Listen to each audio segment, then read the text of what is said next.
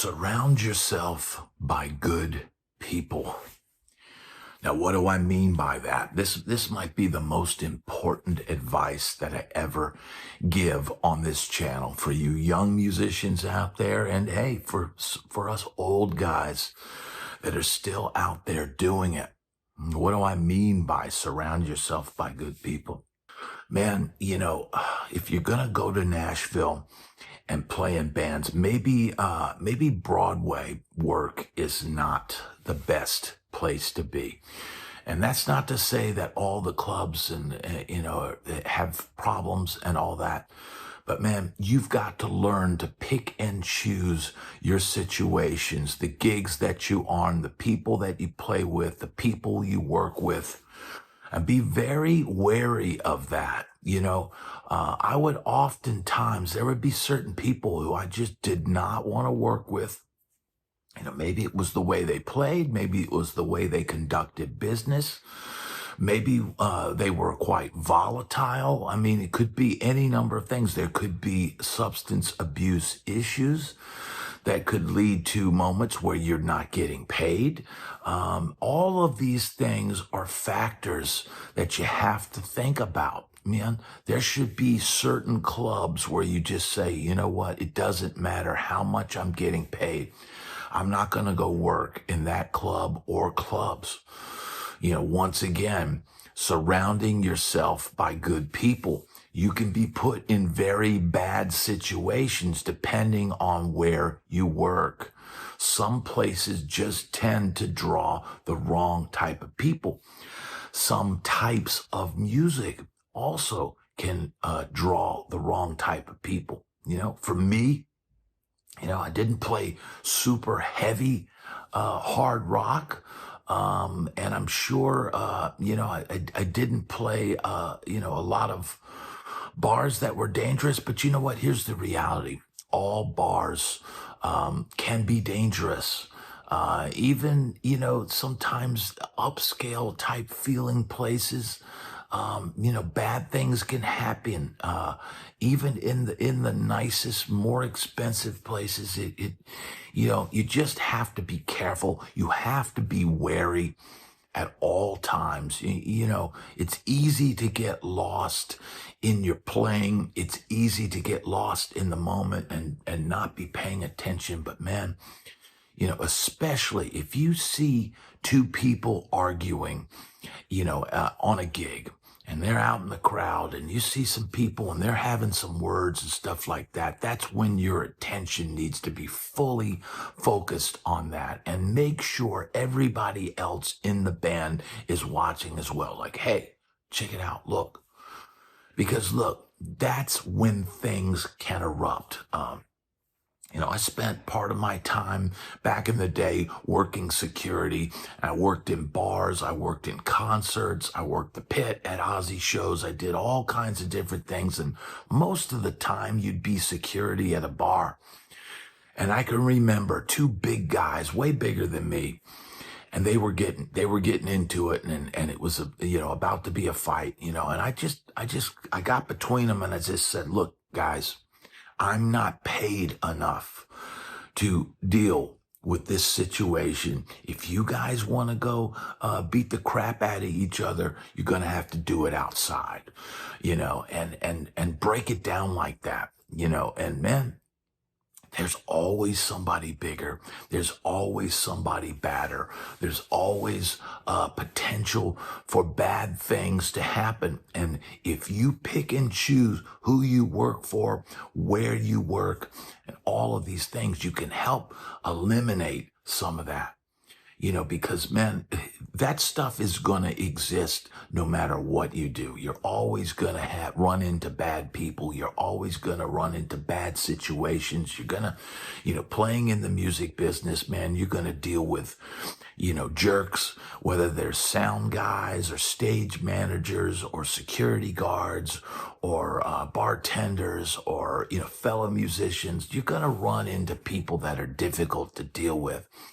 And how you deal with them can also affect your safety you know, learn to diffuse situations. If someone's being aggressive and negative and all that, don't come at them with the same energy, because that's just going to amplify their energy and result in something happening.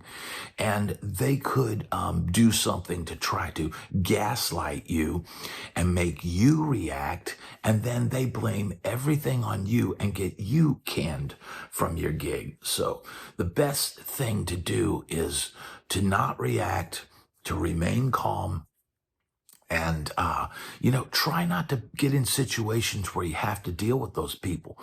I'm hearing stories in major cities like Los Angeles and Austin and New Orleans and New York of, bad things happening in bars, and people, having situations where, bad things are happening. People are getting their drinks spiked and all kinds of things. Fights can break out. Anything can happen where people are drinking alcohol.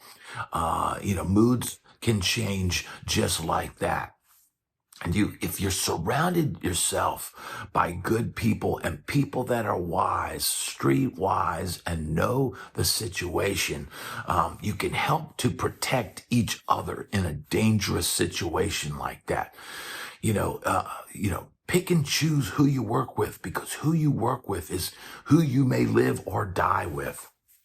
And I know that sounds dramatic, but man, when you've been in situations where you've seen, extreme fights and craziness that happens at gigs, and I know many of my musician friends out there that watch this channel have seen situations like this, and I want to hear about them in the comments, because let's face it, man, the younger guys out there who haven't experienced those things, they need to hear about it. They need to know that these kind of things happen and they do exist. A lot of times it's over, someone of the opposite sex, nothing against them, but you know what? Sometimes, and here's the other crazy thing. Sometimes you'll see a guy mistreating his woman, and if you step in to try to stop it, they'll both turn on you. It's one of the craziest things I think that ever happens, because you think you're doing the right thing. You think you're being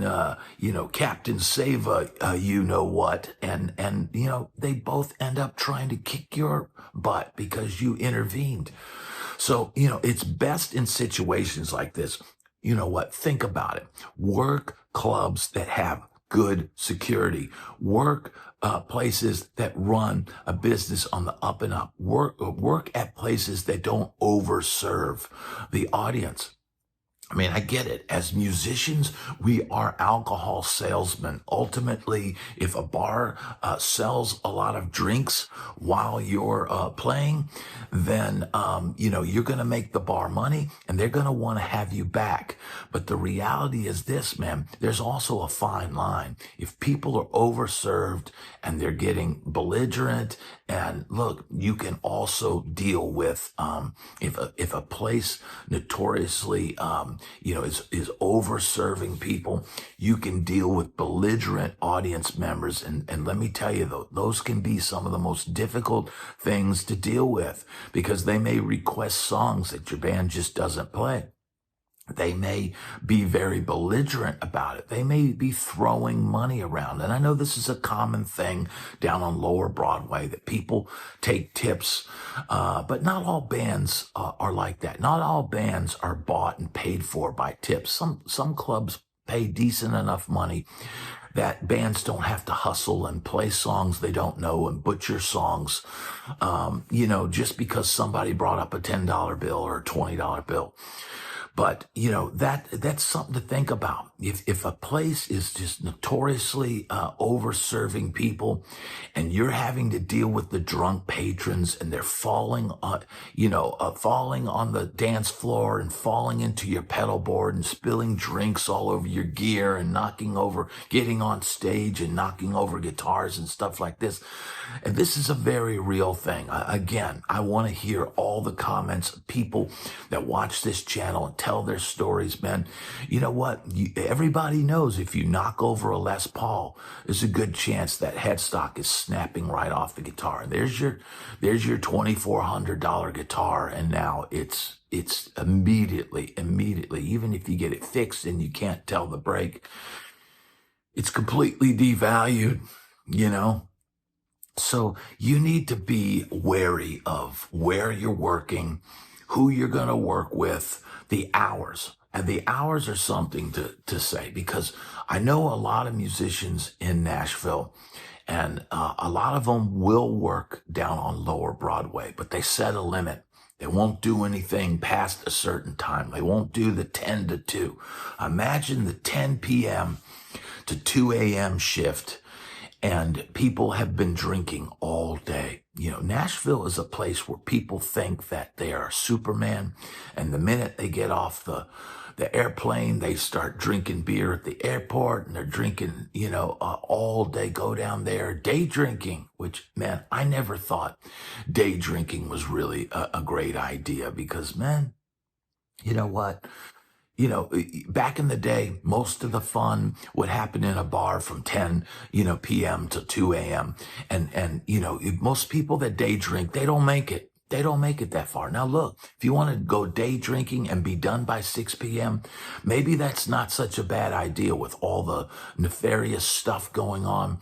Maybe that is a better plan. But I know a lot of my friends say they won't work past a certain hour downtown Broadway for that very reason, because they don't want to deal with the extreme drunkenness and debauchery and madness that goes on a 10 p.m. to 2 a.m. shift.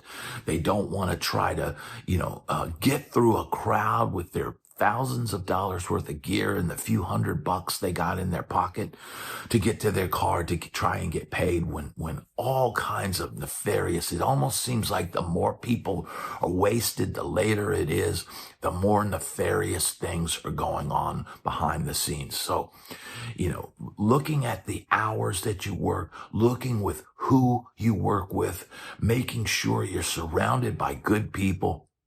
You're working for an establishment that's not going to turn on you and, cause you problems while you're playing. These are all very serious things to think about, because the people who you surround yourself with may be the very same people who you are dealing with a very tense or bad situation. And if you're surrounded by good people, they're going to have your back.